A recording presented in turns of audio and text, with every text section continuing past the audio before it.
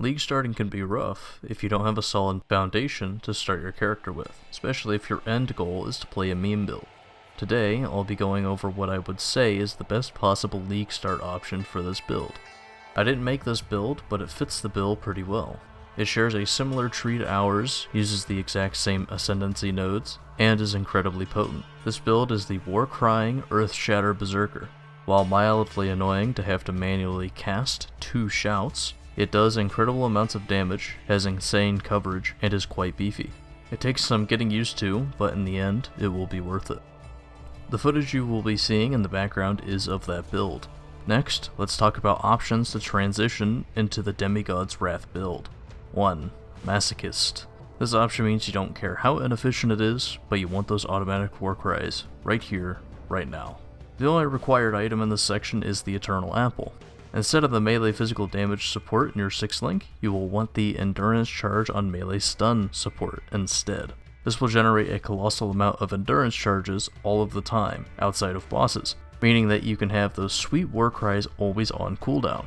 On a boss like Azaro or a Conqueror, you will likely have to cast Enduring Cry to make sure you have your damage warcries still active. While I haven't tested this option personally, it is potentially a viable stratagem. While you lose out on a significant portion of your damage in your 6th link by effectively running a 5 link, you can enable the use of the Eternal Apple's effect. With this option, you should be fine without any minimum endurance charges or a fragility jewel, but it might be a good idea to get at least one to make it more consistent. This is going to be the option I go with, as I will be starting in SSF. 2. Reasonable. This is the intended transitional option that I would suggest if you want to get into the build with decent results. Here you will want the Eternal Apple, 2 Fragility Jewels, an eye level 68 plus Small Armor Cluster Jewel, and an eye level 68 plus Exerted Attacks Medium Cluster Jewel. This enables your warcries to have a minimum power cost to allow you to sustain Berserk with Cry Wolf, and consistently generate endurance charges with Enduring Composure. If you're on trade, you should also buy a Calanellus Malleus as soon as possible. They should be incredibly cheap, even decently rolled ones. This is what I would recommend you do if you are in Trade League or fine with waiting a bit while grinding out in SSF. If you started with the first option, make sure to grab the additional gear from the second option before looking at these gear upgrades and drop the endurance charge on melee stun support. For upgrades, try to get these as soon as possible. Great Old One's Tentacles. This requires you to allocate the Impaler, but it increases your clear speed to an insane degree and allows you to instantly kill map bosses. It's a considerable DPS loss over a long fight, but it's not necessary until Awakening 8 Cirrus or Uber Elder.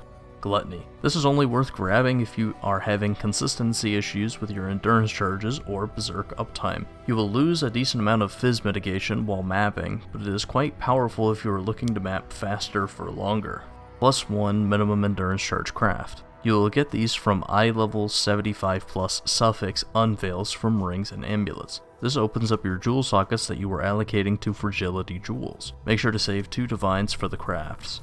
Large Cluster Jewel. Here you are looking for an 8 passive Large Cluster Jewel with attack damage, mace and staff damage, or damage while wielding a shield. For notables, you are looking for any of these prefixes: Devastator, Drive the Destruction, Feed the Fury, Fuel the Fight. For suffixes, any of them will work, but you want Heavy Hitter the most.